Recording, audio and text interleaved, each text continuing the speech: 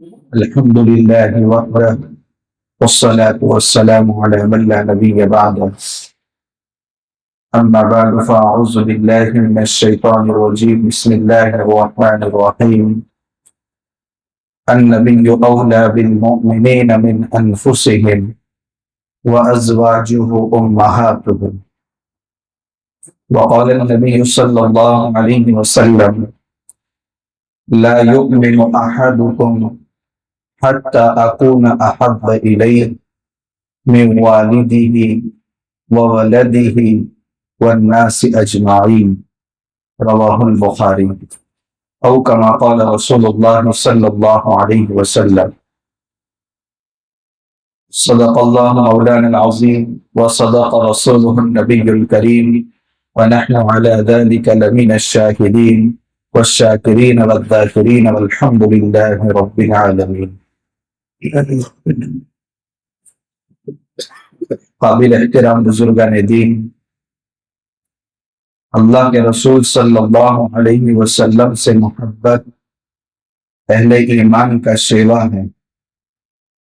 اللہ کے رسول صلی اللہ علیہ وسلم کے ساتھ عشق اہل ایمان کا شعار ہے۔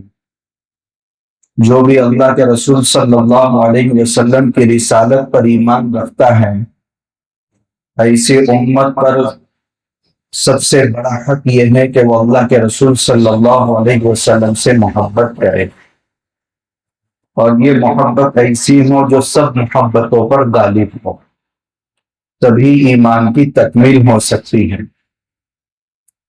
اس لیے بخاری شریف کی جو روایت آپ کے سامنے پڑھی ہے، اس کا خلاصہ بھی یہی ہے کہ آقا فرماتے ہیں تم میں کا کوئی کامل ایمان والا اس وقت تک نہیں بن سکتا جب تک میں اس کے نزدیک اس کے والدین، اس کی اولاد اور تمام لوگوں سے زیادہ محبوب نہ بن جاؤ۔ تو حضور سے محبت ایمان کا جزو ہے، حضور سے محبت ایمان کی علامت ہے۔ دنیا میں کسی سے محبت ہوتی ہے تو اس کے بہت سارے اسباب ہوتے ہیں۔ اللہ کے رسول صلی اللہ علیہ وسلم میں وہ اسباب بدرجے اتم پائے جاتے ہیں۔ کبھی محبت حسن و جمال کی بنیاد پر ہوتی ہے، کبھی محبت احسان کی بنیاد پر ہوتی ہے، کبھی محبت کمالات کی بنیاد پر ہوتی ہے، کبھی محبت قرابت اور رشتہ داری کی بنیاد پر ہوتی ہے۔ یہ وہ اسباب ہیں جو محبت کو کھینچتے ہیں۔ اللہ کے رسول صلی اللہ علیہ وسلم میں یہ اسباب کامل طور پر پائے جاتے تھے۔ پہلا سبب ہے حسن و جمال۔ آپ صلی اللہ علیہ وسلم سے زیادہ حسین کسی عورت نے آج تک جنا بھی نہیں ہے، اور کسی نے آپ سے زیادہ حسین کسی کو دیکھا بھی نہیں۔ اس لیے حضرت حسان بن ثابت رضی اللہ تعالیٰ عنہ اشعار کے انداز میں حضور کی مدح سرائی فرماتے تھے، وَأَحْسَنَ مِنْكَ لَمْ تَرَ قَطُّ عَيْنِي، آپ سے زیادہ ہنسی کسی آنکھ نے دیکھا نہیں۔ وَأَجْمَلَ مِنْكَ لَمْ تَلِدِ النِّسَاءُ، آپ سے زیادہ جمیل آج تک کسی عورت نے کسی کو جانا نہیں۔ خُلِقْتَ مُبَرَّأً مِنْ كُلِّ عَيْبٍ، ہر عیب سے پاک رکھ کر آقا کو اللہ نے پیدا کیا۔ كَأَنَّكَ قَدْ خُلِقْتَ كَمَا تَشَاءُ، اور ایسے بنایا جیسے آپ چاہتے تھے۔ تو محبت کا جو پہلا سبب ہے حسن و جمال، وہ آقا میں سب سے زیادہ کامل پایا جاتا ہے۔ اس لیے حضرت عائشہ رضی اللہ تعالی عنہ حضور کی تعریف میں فرماتی تھی، لنا شمس وللآفاق شمس، ایک سورج ہمارا ہے اور ایک سورج دنیا کا ہے۔ وشمس خیر من شمس السماء، میرا سورج آسمان کے سورج سے بہتر ہے۔ شمس السماء تطلع بعد الفجر، آسمان کا سورج فجر کے بعد نکلتا ہے۔ وشمس تطلع بعد العشاء، اور میرا سورج عشاء کے بعد طلوع ہوتا ہے، یعنی دنیا پہ جب اندھیرا چھا جاتا ہے تو میرے آقا کی روشنی اندھیرے میں کام دیتی ہے۔ اس لیے کئی صحابہ کی احادیث میں یہ روایت ملتی ہے، کبھی ہم چاند کو دیکھتے تھے، کبھی حضور کو دیکھتے تھے، اور ہم یہ فیصلہ کرتے تھے کہ حضور چاند سے بھی زیادہ خوبصورت ہے۔ اس لیے حضرت عائشہ صدیقہ رضی اللہ تعالیٰ عنہ فرماتی ہیں کہ حسن یوسف کو دیکھ کر عورتوں نے انگلیاں کاٹ دی تھی، اگر میرے آقا کو دیکھ لیتے تو دل پر چھریاں چل جاتی تھی۔ تو حسن یوسف کو دیکھ کر کاٹ دی انگلیاں، یا تو انگلی دیکھ کر چاند کٹ گیا۔ اور حسن و جمال دنیا کے بے شمار انسانوں میں پایا جاتا ہوگا، حضرت یوسف علیہ السلام کو اللہ نے آدھی دنیا کے برابر حسن دیا تھا، مگر ان سے بھی زیادہ حسین اور تمام انسانوں سے زیادہ حسین و جمیل اگر کوئی ہے تو وہ میرے اور آپ کے آقا محمد رسول اللہ صلی اللہ علیہ وسلم۔ تو محبت کا سبب اگر حسن و جمال ہے تو آقا میں کامل 100% یہ حسن و جمال پایا جاتا ہے۔ محبت کا سبب کمال ہے۔ اللہ تعالیٰ نے کتنے انسانوں کو کمالات سے نوازا ہوتا ہے، علم دیا ہے، دین دیا ہے، جو بھی ہنر وغیرہ اللہ تعالیٰ دیتے ہیں وہ کمالات انسان کی محبت کا ذریعہ بن جاتے ہیں۔ اب آپ دیکھیے کہ حضور کے جو کمالات ہیں وہ دنیا کے تمام انسانوں سے سب سے زیادہ، بلکہ جو کمالات دنیا میں نظر آ رہے ہیں وہ حضور کے تقسیم کیے ہوئے، علم کی معلومات ہوں حضور کی ہی تقسیم کی ہوئی ہیں۔ تو کمالات دیگر انسانوں میں بھی پائے جاتے ہیں، مگر اللہ کے نبی صلی اللہ علیہ وسلم میں 100% پائے جاتے ہیں۔ تو محبت کا سبب اگر کمال ہے تو وہ آقا میں 100% پایا جاتا ہے۔ محبت کا سبب کبھی احسان ہوتا ہے۔ الانسان عبد الاحسان، انسان احسان کا غلام ہوتا ہے۔ کسی نے کسی کے اوپر احسان کر دیا، انسان کو اس سے محبت ہو جاتی۔ کیا آقا نے اس امت پر بے شمار احسانات نہیں کیے؟ بلکہ یہ کائنات جس کے صدقے طفیل سجی ہوئی ہے وہ آقا ہی ہے۔ قیامت کے دن شفاعت کبریٰ یعنی نفسی نفسی کا عالم ہوگا، پسینے سے شرابور ہوں گے، ہر امت اپنے اپنے نبی سے درخواست کرے گی، اللہ سے درخواست کیجئے حساب و کتاب شروع ہو، مگر کوئی ہمت نہیں کر پائے گا، اور اللہ کے نبی صلی اللہ علیہ وسلم سفارش کریں گے اور آپ کی سفارش کے بعد حساب کتاب شروع ہوگا۔ اس کو کہتے ہیں شفاعت کبریٰ۔ یہ امت پر دو بڑے احسان ہیں آقا کے، تو اگر احسان محبت کا سبب ہے تو دنیا میں حضور سے زیادہ کسی کے احسان امت پر نہیں ہے۔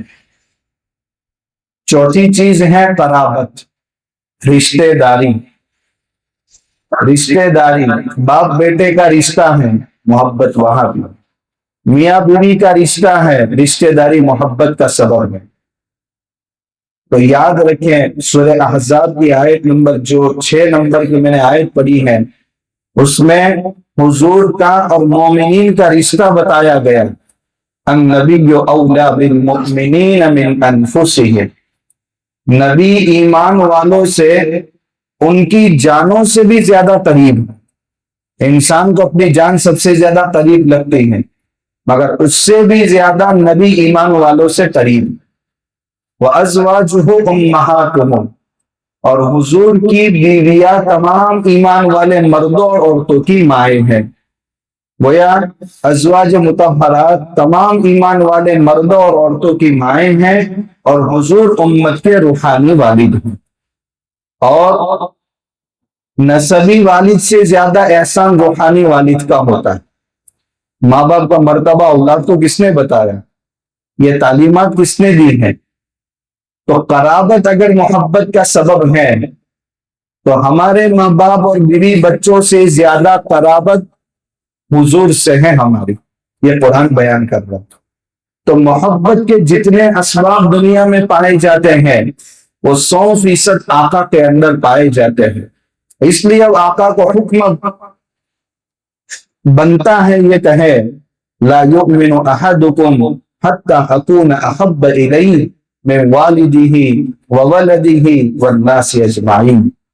تم میں کا کوئی کامل ایمان والا اس وقت تک نہیں ہو سکتا جب تک میری ذات اس کو اس کے ماں باپ اس کی اولاد اور تمام انسانوں سے زیادہ محبوب نہ بن جائے.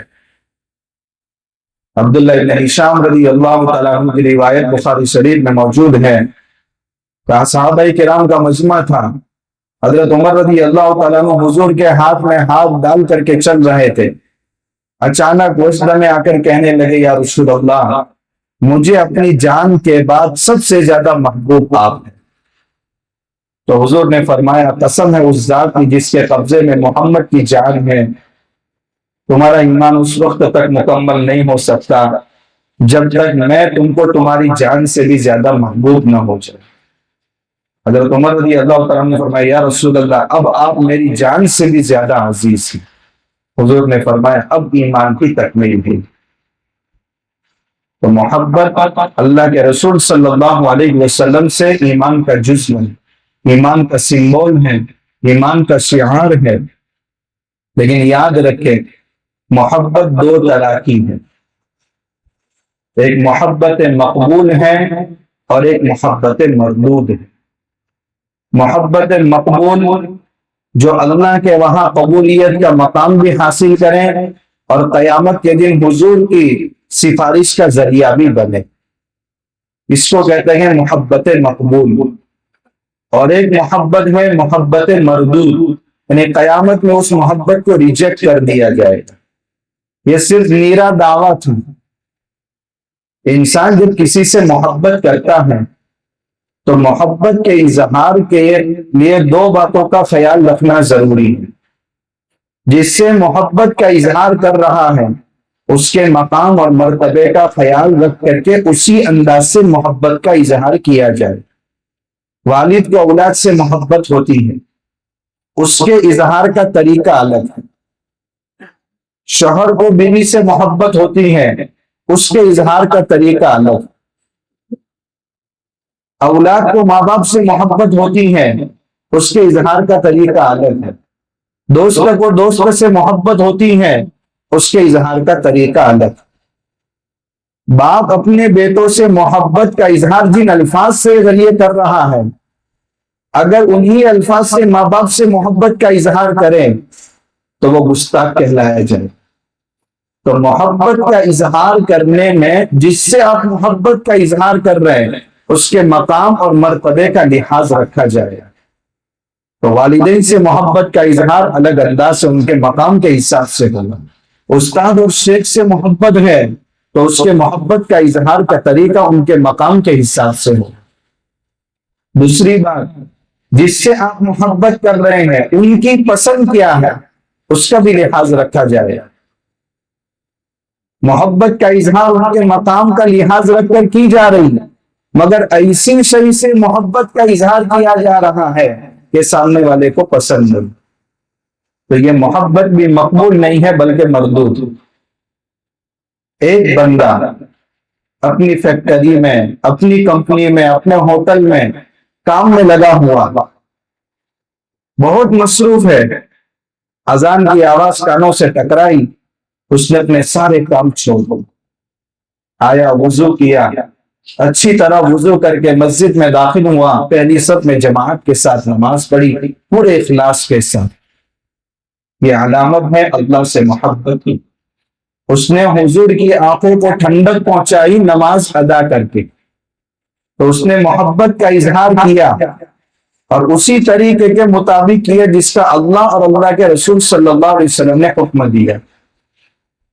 دوسرا بندہ ہے عصر کی نماز سے فارغ ہو گیا, دل میں جذبہ ہے نماز خوب پڑھو, اس کے بعد وہ اپنے گھر میں گیا, گھر میں بھی ایسے کمرے کے اندر گیا جس کمرے میں اس کو بیوی بچے بھی دیکھ نہیں پاتے, اور جا کر کے نماز کی نیت باندھی. بہت لمبی لمبی رکعتیں, تقریباً ایک منزل 5.25 پہرے اس نے پڑھ لیے پورے خلوص کے ساتھ, کوئی دیکھنے والا نہیں ہے. لیکن یہ محبت اس کے منہ پر مار دی جائے گی. کیوں؟ اس لیے کہ اللہ تعالیٰ فرماتے ہیں ما آتاکم الرسول فخذوہ، جو حکم رسول دے رہے اس کو لو، یہ بھی محبت ہے. وما نہاکم عنہ فانتہوا، اور جس سے روکے اس سے رک جاؤ، یہ بھی محبت ہے. عصر کی نماز کی ادائیگی کے بعد کوئی نفل نماز نہیں ہے، یہ بندہ عبادت میں مشغول ہے. نماز جیسی اہم چیز ادا کر رہا ہے پورے اخلاص کے ساتھ کہ اس کی نیکی کو اللہ کے سوا کوئی دیکھنے والا نہیں ہے، مگر ایسے انداز سے اس کا اظہار کر رہا ہے جس سے حضور نے روکا ہے. تو اب یہ محبت جو 100% خلوص پر مبنی ہے، مگر حضور کو پسند نہیں ہے کہ عصر کے بعد نفل نماز آپ ادا کریں، تو اس محبت کا کوئی اجر قیامت کے دن نہیں ملے گا، بلکہ اس نے مکروہ اور ناپسندیدہ کام کیا. تو اللہ سے اور اللہ کے رسول سے محبت کا اظہار تو یہاں ہو رہا ہے، مگر طریقہ غلط ہے، جس کی وجہ سے یہ محبت قیامت کے دن منہ پر مار دی جائے گی. ایک حق اور باطل کا پیمانہ اللہ کے رسول صلی اللہ علیہ وسلم نے امت کو بتایا، اور امت کے ایک طبقے نے حق اور باطل کا پیمانہ خود بنایا. ایک حضور نے بتایا اور ایک امت نے خود بنایا. امت نے حق اور باطل کا پیمانہ بنایا عشق رسول. اگر آپ کے دل میں عشق رسول ہیں اور جو طریقے اس کے اظہار کے ہم نے من گھڑت بنائے ہیں اسی طریقے کے مطابق اگر آپ اظہار کرتے ہیں تو آپ عاشق رسول. اور اگر اس طریقے کے مطابق آپ محبت کا اظہار نہیں کرتے تو آپ گستاخ رسول. یہ امت نے خود پیمانہ بنایا اور اس کے مطابق اس پر اترنے کا طریقہ بھی خود بنایا، اور ایک پیمانہ حضور نے بتایا. آج دیکھا جاتا ہے ایک آدمی فرائض، واجبات، سنن، مستحبات، تہجد، اوابین سب کا پابند ہے. ذکر و اذکار میں اس کی زندگی گزر رہی ہے، چہرے پر حضور کی سنت ہے، پاجامہ ٹخنوں سے اوپر ہے، مسواک تک کا اہتمام ہے، مگر 12 ربیع الاول کو اس کے ہاتھ میں عشق رسول کا جھنڈا نہیں ہے تو ایک طبقے کے نزدیک وہ گستاخ رسول ہے. اور ایک بندہ ایسا ہے تہجد، اوابین، اشراق، چاشت تو دور کی بات، واجبات بھی دور کی بات، جمعہ تو جمعہ مسجد میں دکھتا ہے وہ بھی آخری صف میں، اور چہرے پر داڑھی کا ایک بال نہیں ہے، پائجامہ تو اتنا ٹخنوں سے نیچے پورے محلے کا کچرا آسانی سے صاف ہو جاتا ہے، ایک فرض نماز زندگی میں نہیں ہے، مگر 12 ربیع الاول کو لیڈ کر رہا ہے، تو یہ عاشق رسول. یہ امت نے خود پیمانہ بنایا اور اس پر اترنے کا طریقہ بھی خود بن گیا. اس لیے عشق رسول بھی وہی معتبر ہے جو حضور کے بتائے ہوئے طریقے کے مطابق. ما انا علیہ و اصحابی، جس طریقے پر میں اور میرے صحابہ ہیں، جو طبقہ اسی طریقے کے مطابق زندگی گزارے گا وہ جنت کا حقدار بنے گا. اگر دنیا میں 15ویں صدی میں کوئی مسلمان کہہ رہا ہے میں صحابہ سے زیادہ عاشق رسول ہوں تو یہ جھوٹا تھا. تو عشق رسول کیسا ہونا چاہیے، کس پسند کے مطابق ہونا چاہیے، وہ حضرت صحابہ کرام نے بتا دیا.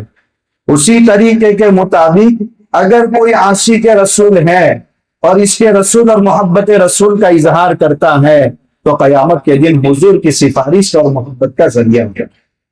بے شمار واقعات حضرت صحابہ کرام کے آپ کو روایات میں ملیں گے. حضرت ابوبکر صدیق رضی اللہ تعالیٰ عنہ، ان کے بیٹے عبد الرحمن ابن ابی بکر بدر کے موقع پر مسلمان نہیں ہوئے تھے، بعد میں مسلمان ہوئے. بعد میں بدر کا ذکر نکلا، اپنے والد سے کہنے لگے ابا بدر کے موقع پر آپ میری تلوار کے نیچے آ گئے تھے، مگر والد کی محبت نے مجھے روک دیا کہ آپ پر تلوار چلاؤ. تو حضرت ابوبکر صدیق رضی اللہ تعالیٰ عنہ نے فرمایا اگر بدر کے موقع پر تو میری تلوار کے نیچے آ جاتا تھا تو میں تیری گردن اڑا دیتا تھا، اس لیے کہ تو رسول کے مقابلے میں نکلا ہے، رسول سے محبت پہلے ہے، بیٹے سے محبت بعد میں۔ یہ ہے عشق رسول۔ حضرت عمر ابن خطاب رضی اللہ تعالی عنہ، اب پوری حیات الصحابہ اٹھائیے اور اس کے رسول کے واقعات پڑھتے جائیے، اور محبت میں ایک موج اٹھتی ہے حضور سے محبت کی۔ حضرت عمر ابن خطاب رضی اللہ تعالیٰ عنہ دار ارقم تک پہنچے ہیں تلوار لے کر، کون ہے محمد جو نیا دین امت کے سامنے پیش کر رہا ہے؟ مگر جب حضور دنیا سے پردہ فرما گئے ہیں تو وہی تلوار لے کے کھڑے ہیں۔ آج جو حضور کی موت کا اعلان کرے گا اس کی گردن اڑاؤں گا، حضور تو اللہ سے ملنے گئے۔ کیا محبت دلوں کے اندر بدل گئی، نفرت سے محبت کی طرف کا ایک سفر ہو گئے۔ حضرت عثمان رضی اللہ تعالیٰ عنہ صلح حدیبیہ کے موقع پر حضور نے سفیر بنا کر بھیجا، جاؤ مکہ والوں سے بات کرو، ہم لڑنے کے لیے نہیں آئے، ہم بیت اللہ کا طواف کرنے اور عمرہ کرنے کے لیے آئے ہیں، اور اللہ کے گھر میں داخل ہونا یہ ہمارے رواج کے خلاف ہے۔ حضرت عثمان رضی اللہ تعالیٰ عنہ گئے، دو باتیں پیش آئی۔ کچھ لوگوں نے کہا آپ کا عزت تخنوں سے اتنا اوپر ہے، یہاں کے لیڈر آپ سے بات نہیں کریں گے، آپ کو بہت ہلکا سمجھتے ہیں۔ فرمایا ہاں کذا عزرت صاحب رسول اللہ صلی اللہ علیہ وسلم، یہ میرے ساتھی محمد رسول اللہ صلی اللہ علیہ وسلم کا طریقہ ہے، ان کو مذاکرات کرنے ہو تو کریں، مجھے اس کی کوئی پرواہ نہیں۔ دوسری آفر دی گئی، آپ چاہیں تو بیت اللہ کا طواف کریں اور عمرے سے فارغ ہو جائیں۔ یہ کیسے ہو سکتا ہے کہ حضور اور حضور کے صحابہ کو بیت اللہ کے طواف سے محروم رہیں اور عثمان بیت اللہ کا طواف کریں؟ یہ ہو نہیں سکتا۔ طواف کرتے طواف کا اجر مل جاتا، مگر جو انہوں نے حضور کی محبت میں الفاظ گئے ہیں، ان الفاظ پر قیامت کے دن انشاءاللہ اللہ اس سے بھی زیادہ اجر عطا فرمائیں۔ ایک مرتبہ اللہ کے نبی صلی اللہ علیہ وسلم پر کئی وقتوں کا فاقہ گزرا۔ حضرت علی رضی اللہ تعالیٰ عنہ کو پتا چلا، گئے ایک شخص کے پاس کچھ کھانے کو، مزدوری کرنی پڑے گی، کنویں میں سے ایک پانی کا ڈول نکالیں گے، کھجور ملے گی۔ بڑی مشقت کے ساتھ 17 ڈول نکالے اور 17 کھجور لے کر حضور کے پاس آئے اور فرمایا رسول اللہ آپ اپنے فاقے کو دور کر دیجیے۔ کوئی چیز ناراضگی کبھی یہ صحابہ سے حضور کی دیکھی نہیں جاتی تھی، پریشانی صحابہ کرام سے دیکھی نہیں جاتی تھی۔ غزوہ احد میں حضرت ابو دجانہ رضی اللہ تعالیٰ عنہ پوری پیٹ چھلنی ہو گئی ہے، حضور کے لیے ڈال کا کام دیا۔ ایک صحابی فرماتے ہیں حضرت طلحہ رضی اللہ تعالیٰ عنہ کو میں نے دیکھا، پورا بازو ان کا زخموں کی تاب نہ لا کر کے لنجا ہو گیا تھا ہاتھ۔ وہ فرماتے ہیں یہ وہ مبارک ہاتھ ہے جس نے غزوہ احد میں حضور کے لیے ڈھال کا کام دیا۔ آپ بہت خوش نصیب ہیں کہ آپ کو یہ خدمت ملی۔ حضرت زید بن حارثہ رضی اللہ تعالیٰ عنہ، یہ وہ واحد جلیل القدر صحابی ہے کہ صرف ان کا نام قرآن کے اندر آیا ہے۔ سورہ احزاب میں 22 پارے کے دوسرے صفحے میں فَلَمَّا قَضَى زَيْدٌ مِّنْهَا وَطَرًا زَوَّجْنَاكَهَا، کئی ہاتھوں بک کر کے یہ آئے تھے، اور مدینہ میں حکیم ابن حزام، مکہ میں حضرت خدیجہ الکبریٰ رضی اللہ تعالی عنہ کے بھتیجے تھے، انہوں نے خریدا تھا اور انہوں نے حضرت خدیجہ رضی اللہ تعالی عنہ کو دے دیا تھا۔ بعد میں جب حضور کا ان سے نکاح ہوا تو حضرت خدیجہ نے حضور کو ہدیہ دے دیا تھا۔ ان کے والد کو پتا چلا کہ میرا بیٹا مکہ میں فروخت ہوتا ہوا یہاں آیا ہے، ان کے والد اور ان کے چچا آئے، یہ آزاد عیسائی خاندان سے تھے۔ باپ نے آ کر کہا اے محمد آپ منہ مانگی قیمت جو بھی آپ بولیں گے میں دینے کو تیار ہوں، میرا بیٹا میرے حوالے کر دیا جائے۔ حضور نے فرمایا اگر آپ کا بیٹا آپ کے پاس آنا چاہتا ہے تو میں ایک رقم کا 1 روپیہ لینا نہیں چاہتا، آپ پوچھ لیجئے زید سے۔ والد نے پوچھا تو حضرت زید نے فرمایا ابا میں نے تو محمد کی غلامی پسند کر لی۔ فرمایا آزادی کے مقابلے میں غلامی؟ تو حضرت زید رضی اللہ تعالیٰ عنہ نے فرمایا ابا جان میں محمد صلی اللہ علیہ وسلم کے لیے والد کو نہیں پوری کائنات کو چھوڑ سکتا. مجھے ہزار آزادیوں سے محمد کی غلامی بہت پسند ہے. اللہ کے نبی صلی اللہ علیہ وسلم اس سے اتنے خوش ہوئے اور لے گئے کعبۃ اللہ کے پاس اور اعلان کیا کہ آج سے میں زید بن حارثہ کو آزاد کرتا ہوں اور اپنا منہ بولا بیٹا، متبنہ بیٹا ایڈاپٹ کرتا ہوں اس کو. اس لیے پھر زمانے جاہلیت میں لوگ کہنے لگے تھے زید ابن محمد، زید ابن محمد، مگر قرآن نے منع کیا کہ نسبت تو حقیقی والد کی باقی رہے گی. حضرت عبداللہ ابن زید ابن عبد ربہ، یہ وہ جلیل القدر صحابی ہیں کہ جنہوں نے اذان کا سچا خواب دیکھا تھا، اور اس امت کو اذان کا جو تحفہ ملا ہے یہ وہ صحابی کی برکت ہے. عبداللہ ابن زید ابن عبد ربہ اپنے باغ میں کام کر رہے ہیں اور آ کر بیٹے نے کہا ابا آج اہل مدینہ یتیم ہو گئے. والد سمجھ گئے کہ حضور کی وفات کی خبر دی جا رہی ہے. فوراً محبت کی ایک موج دل میں اٹھی اور اپنے ہاتھ اٹھائے اور کہا یا اللہ اگر یہ آنکھیں آج کے بعد محمد صلی اللہ علیہ وسلم کی صورت نہیں دیکھ سکے گی تو مجھے نابینا بنا دے. آج کے بعد میں کسی کا چہرہ حضور کے بعد دیکھنا نہیں چاہتا.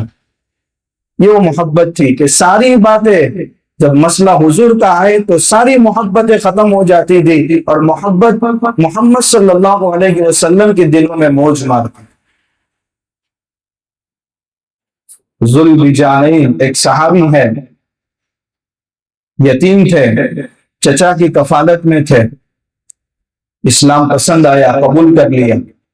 چچا کو جب پتا چلا تو بہت غصہ ہوئے، بدن سے سارے کپڑے نکال کر کے لے لیے. والد تو تھے نہیں، والدہ سے دیکھا نہیں گیا. ماں نے ایک چادر دی جس کے 2 ٹکڑے کر کے اپنے بدن پر باندھ لیا اور مدینہ آئے اور اسلام قبول کر لیا.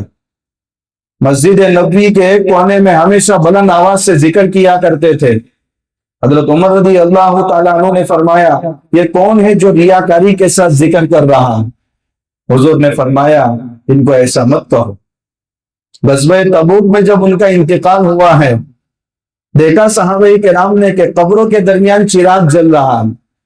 وہاں قریب گئے تو حضرت ابوبکر صدیق اور حضرت عمر رضی اللہ تعالیٰ عنہ ان کی نعش کو اٹھائے ہوئے تھے اور حضور قبر میں اترے ہوئے تھے اور فرمایا لاؤ ان کی نعش کو مجھے دو، میں اندر رکھا. ان کی نعش کو اندر رکھا اور فرمایا اللہ یہ وہ بندہ ہے جس سے میں راضی ہوں، آپ بھی راضی ہو جائیے. حضرت عبداللہ ابن مسعود رضی اللہ تعالیٰ عنہ فرماتے اس وقت میں نے یہ تمنا کی کاش ان کی جگہ آج میں ہوتا تو کتنا بہتر تھا. ثمامہ ابن اسال رضی اللہ تعالیٰ عنہ سب سے زیادہ بغض رکھنے والے حضور سے. اللہ تعالیٰ سے حضور نے دعا کی یا اللہ ان پر مجھے کنٹرول دے دے. صحابہ نے ان کو پکڑ لیا، مسجد نبوی کے ایک پلر سے ان کو باندھ دیا. حضور اپنے حجرے سے باہر نکلے، کیا حال ہے ثمامہ؟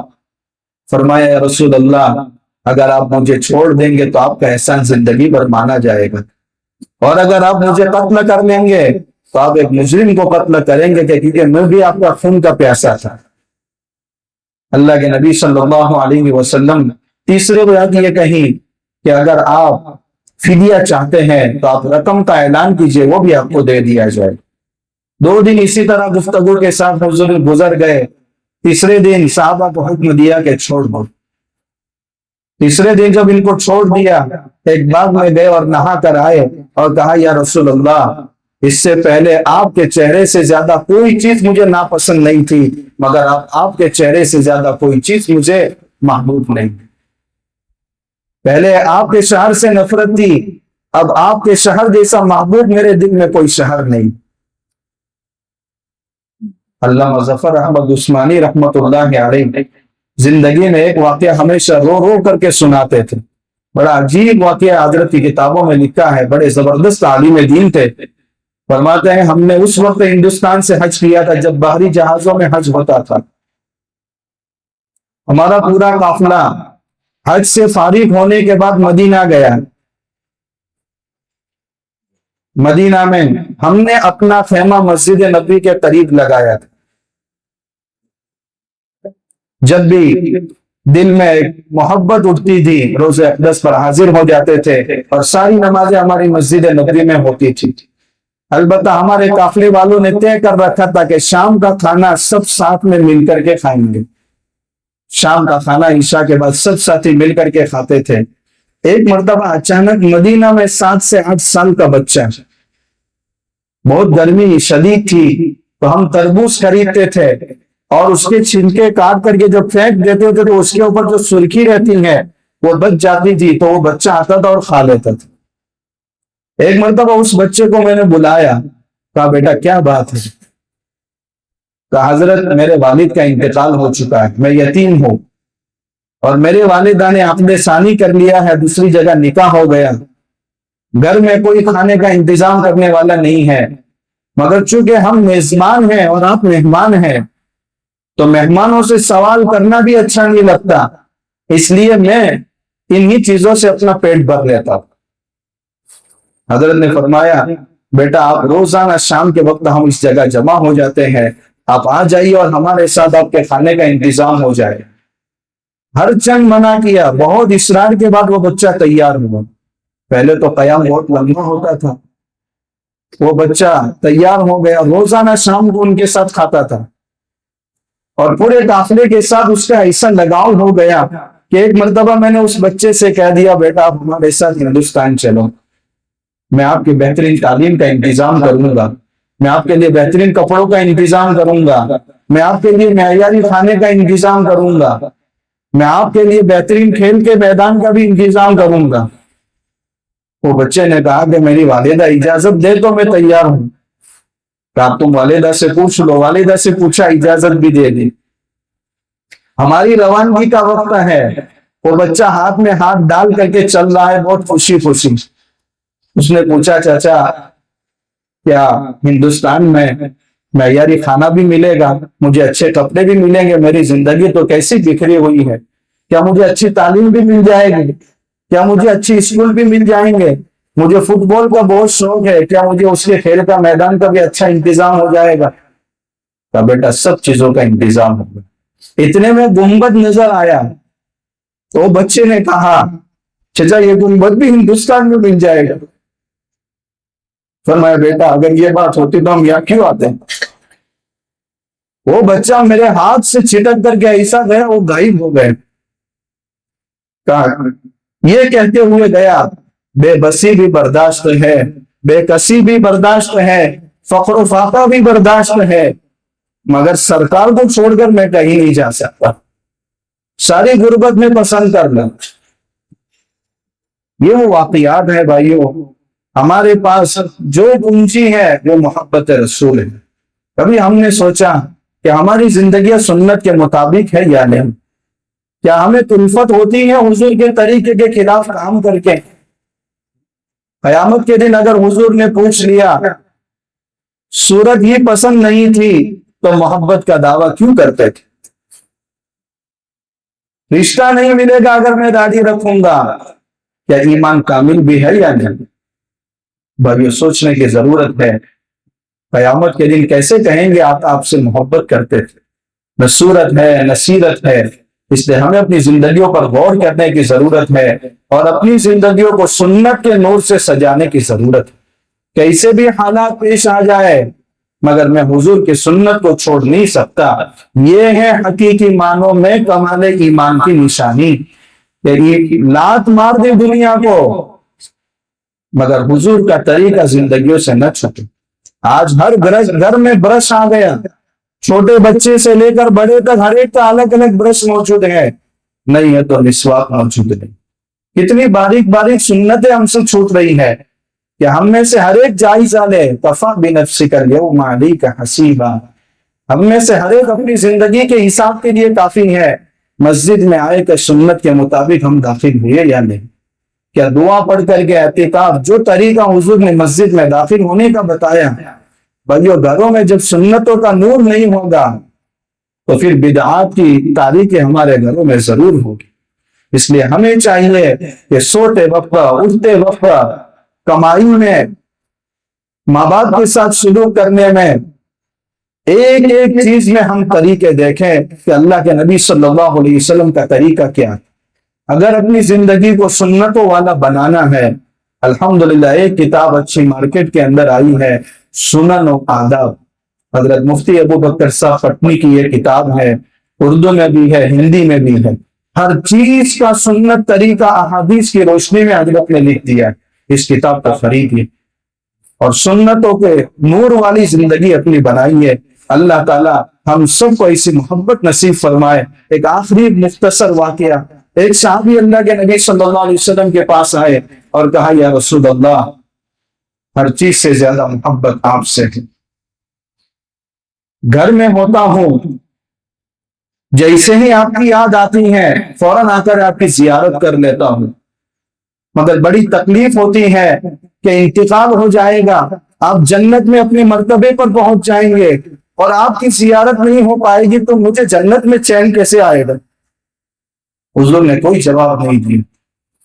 حضرت جبرائیل علیہ السلام وحی لے کر آئے، وَمَن يُطِعِ اللَّهَ وَالرَّسُولَ فَأُولَٰئِكَ مَعَ الَّذِينَ أَنْعَمَ اللَّهُ عَلَيْهِم مِّنَ النَّبِيِّينَ وَالصِّدِّيقِينَ وَالشُّهَدَاءِ وَالصَّالِحِينَ. جو اللہ اور اللہ کے رسول کی اطاعت کرے گا قیامت کے دن ان کا حشر انہی کے ساتھ.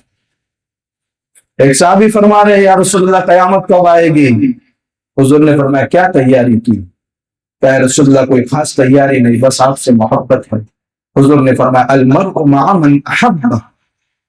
آدمی قیامت کے دن اسی کے ساتھ ہوگا جس سے اس نے محبت کی ہوگی. نکالیے کفار کی محبت اپنے دلوں سے.